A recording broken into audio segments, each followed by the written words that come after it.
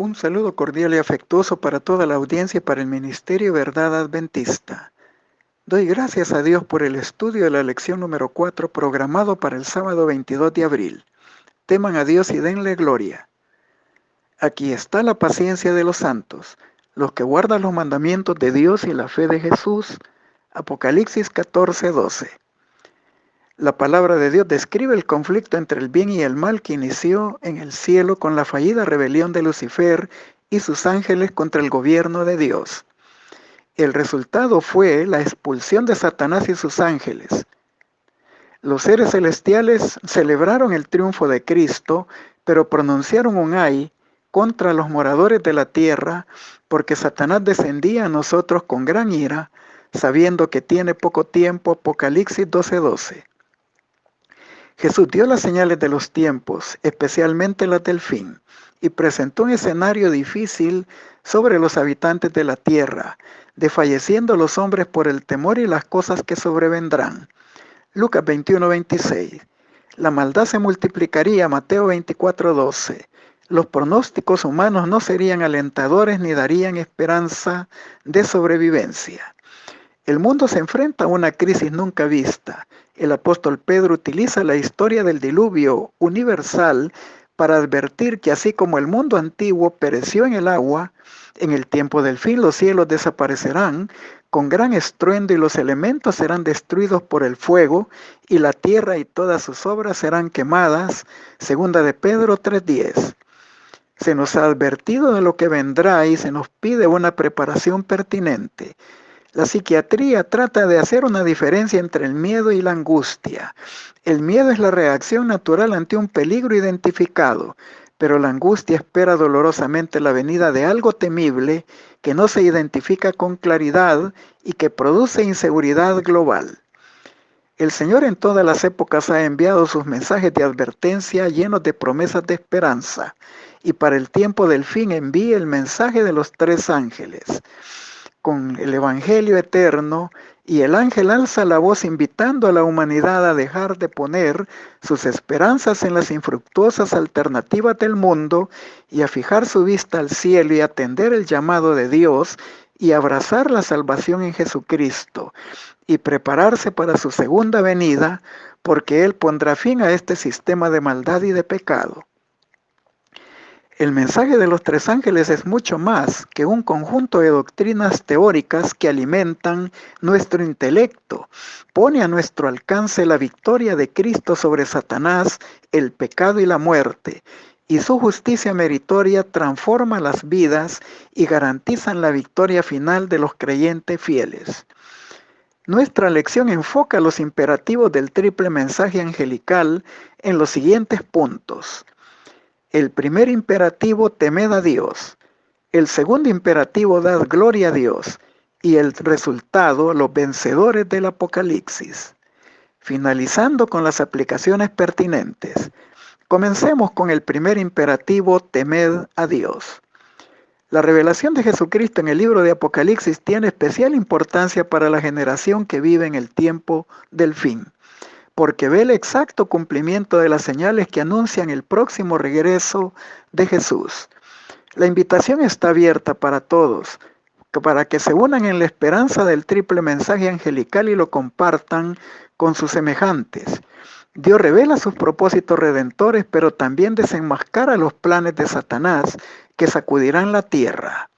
Dios promete también dar la gracia y la victoria sobre todo tipo de adversidades y desafíos que amenazarán a los redimidos.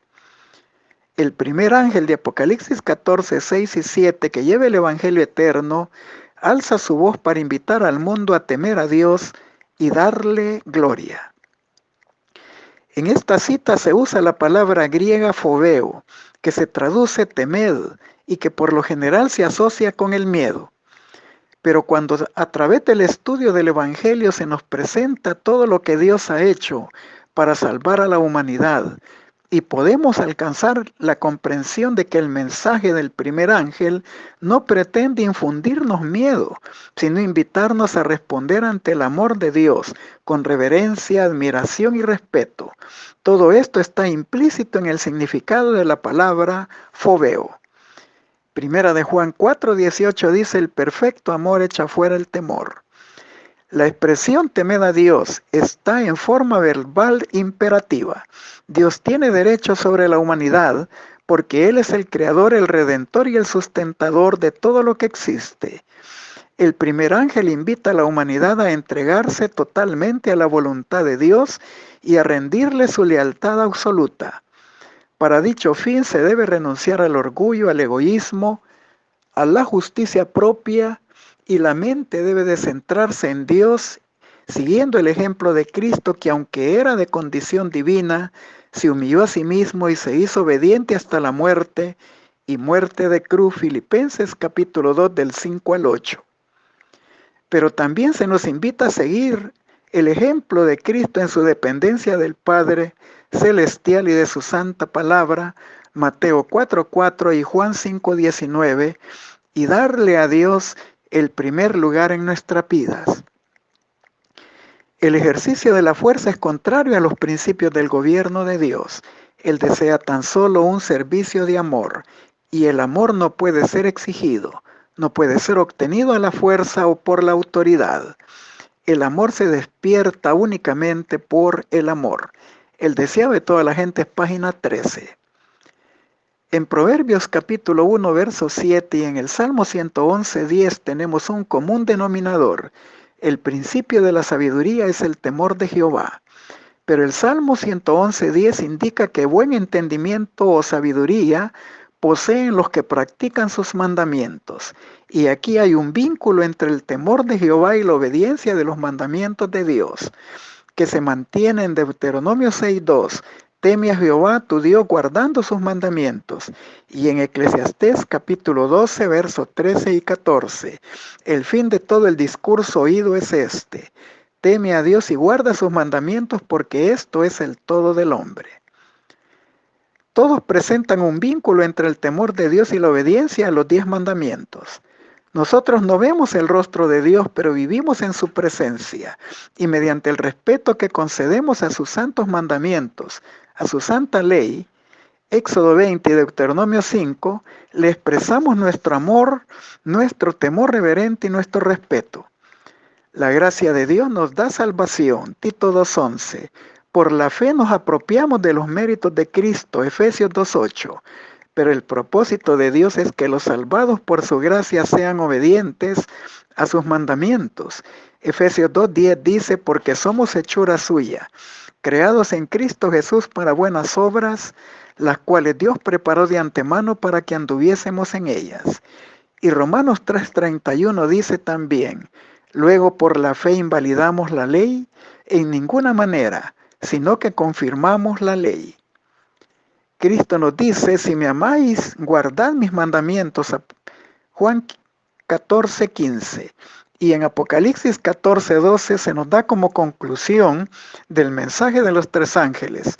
Aquí está la paciencia de los santos, los que guardan los mandamientos de Dios y la fe de Jesús. Podemos entonces concluir que la gracia nos liberta del pecado, que es la transgresión de la ley, primera de Juan 3:4, y de sus consecuencias de condenación eterna, Romanos 8:1. Pero no nos exime de la responsabilidad de obedecer los mandamientos de Dios. Al contrario, nos faculta para llevar una vida de obediencia a Dios en el presente. Leemos en Romanos 1:5. Recibimos la gracia y el apostolado para la obediencia de la fe por amor a su nombre en todas las naciones. Cristo advierte a los cristianos que le llaman Señor, Señor, pero no hacen su voluntad. En Mateo 7, verso 21 al 23, les llama obradores de maldad, tomando el griego anomos, que significa transgresión de la ley. Primera de Juan 3:4. Si persisten en su violación de la ley, de los 10 mandamientos, no están en la gracia divina, sino bajo la condenación. Romanos capítulo 6, verso 15 dice, ¿qué pues? ¿Pecaremos porque no estamos bajo la ley, sino bajo la gracia? En ninguna manera. El conflicto entre Cristo y Satanás, entre el bien y el mal, se centra en el control de la mente del hombre. Dios demanda de sus seguidores una adoración consciente en Romanos capítulo 12, verso 1 y 2. Una lealtad inconmovible y un compromiso con su voluntad y con su verdad. Aunque nuestra mente caída y pecaminosa naturalmente tiende hacia las cosas bajas o las cosas del mundo, es importante mantener los pensamientos bajo control, influencia y sabiduría de Dios, siguiendo el consejo de su santa palabra.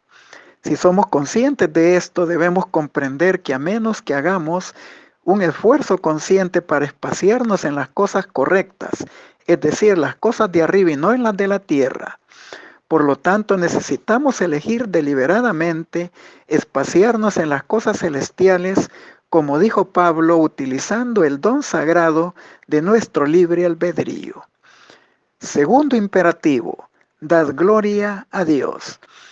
En Isaías 43, versículo 7 dice, todos los llamados de mi nombre, para gloria mía los he creado, los formé y los hice. Tenemos en este versículo una primera conclusión. Únicamente quienes viven para la gloria de Dios cumplen el propósito divino al crearlos. Pablo indica que podemos glorificar a Dios de muchas maneras, con lo que comemos, con lo que bebemos y con cualquier otra cosa que hagamos. Primera de Corintios 10:31.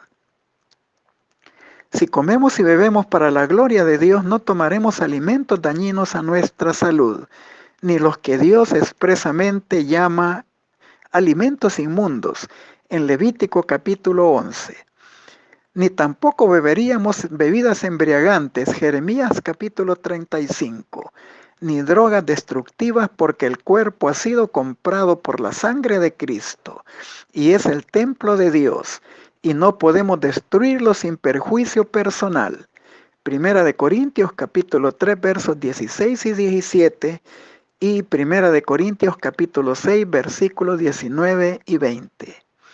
En estas referencias paulinas, el griego utiliza la palabra somata, traducida cuerpo, para designar la suma colectiva de lo que somos, cuerpo, mente y emociones. 1 Corintios 3, 16, 17 dice, ¿no sabéis que soy templo de Dios y que el Espíritu de Dios mora en vosotros? Si alguno destruye el templo de Dios, Dios le destruirá a él, porque el templo de Dios, el cual sois vosotros, santo es. 1 Corintios 6, 19, 20 dice, ¿o ignoráis que vuestro cuerpo es el templo del Espíritu Santo, el cual está en vosotros, el cual tenéis de Dios, y que no sois vuestros?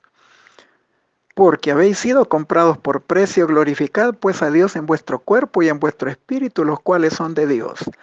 De aquí tomamos una segunda conclusión.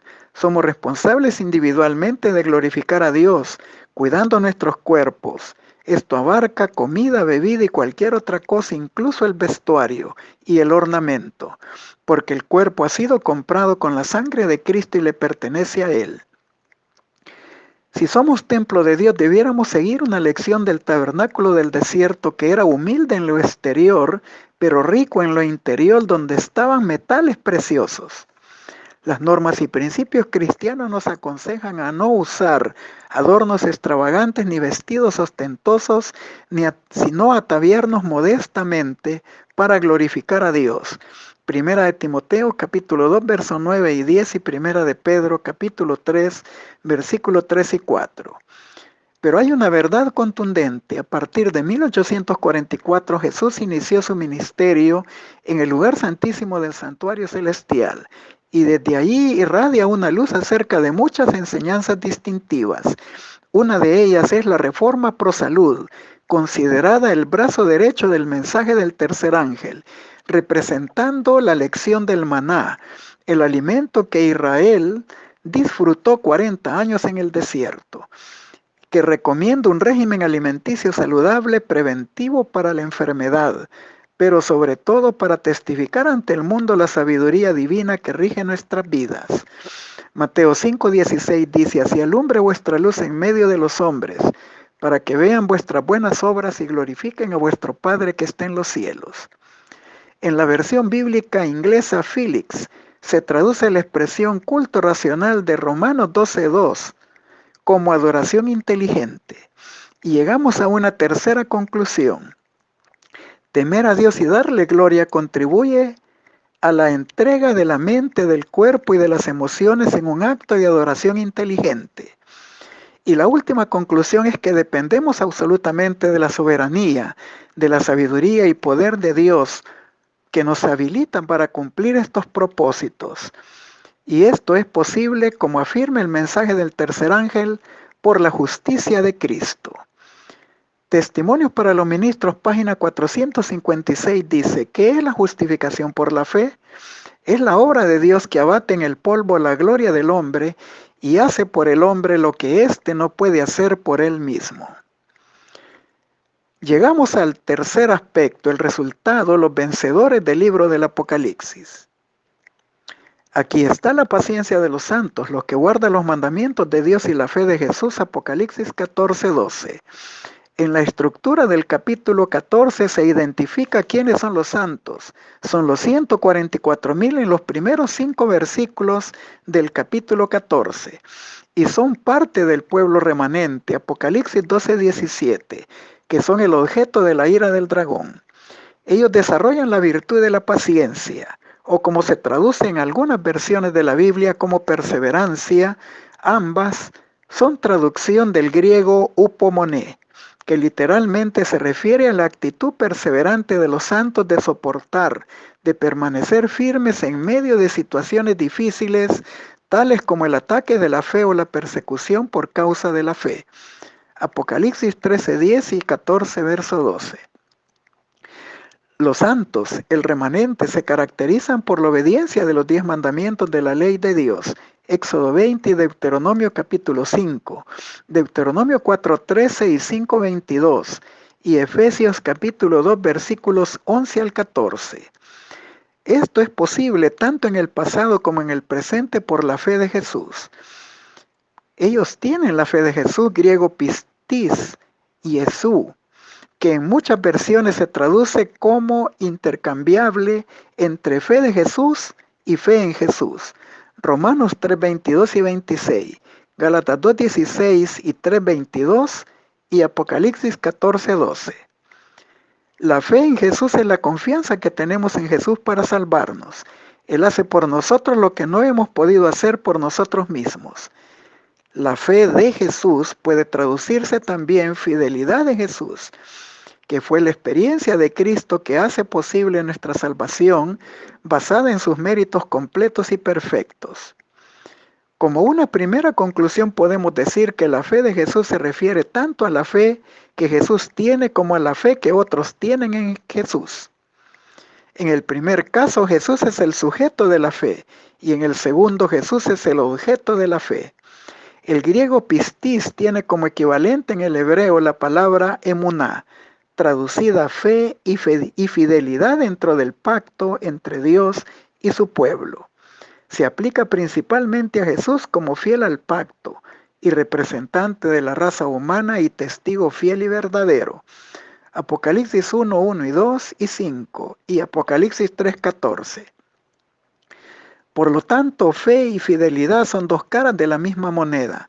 Santiago 2 del 14 al 26, porque la fe genuina implica fidelidad y la fidelidad genuina implica la fe. Ambas virtudes se reciben y se desarrollan en nuestra comunión con Dios. Efesios 2:8, Hebreos 12:2. En base a lo anterior podemos hacer una primera conclusión. La fe bíblica es más que una creencia en un sistema doctrinario que se manifiesta en una conducta correcta. Es la experiencia que resulta de una relación de amor y de pacto entre Dios y su pueblo.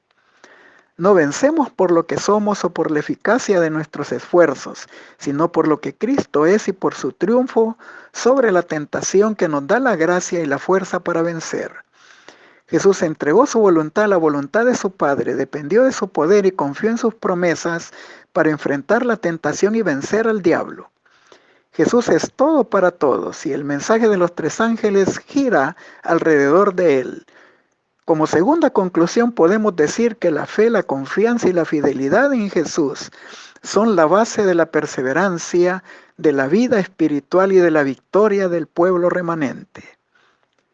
Aplicaciones pertinentes. La santa ley de Dios es la única cosa por la cual podemos determinar si estamos caminando de acuerdo con Él o no. Si somos desobedientes, nuestros caracteres no están en armonía con la norma de gobierno moral de Dios.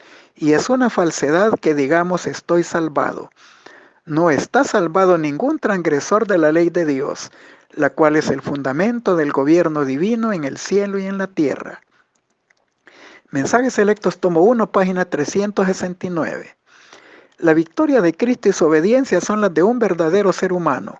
Caemos en muchos errores en nuestras conclusiones debido a nuestros falsos conceptos de la naturaleza humana de nuestro Señor. Cuando le damos a su naturaleza humana un poder que no es posible que tenga el hombre en sus conflictos con Satanás, destruimos la integridad de su humanidad. Él imparte su gracia imputada y poder a todos los que lo reciben por la fe. La obediencia de Cristo a su Padre fue la misma obediencia que se exige del hombre. El hombre no puede vencer las tentaciones de Satanás y que se combinen en él el poder divino con el agente humano. Así sucedió en el caso de Jesucristo. Podía aferrarse al poder divino.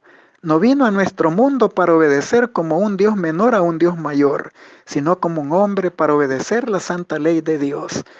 Y por eso es nuestro ejemplo.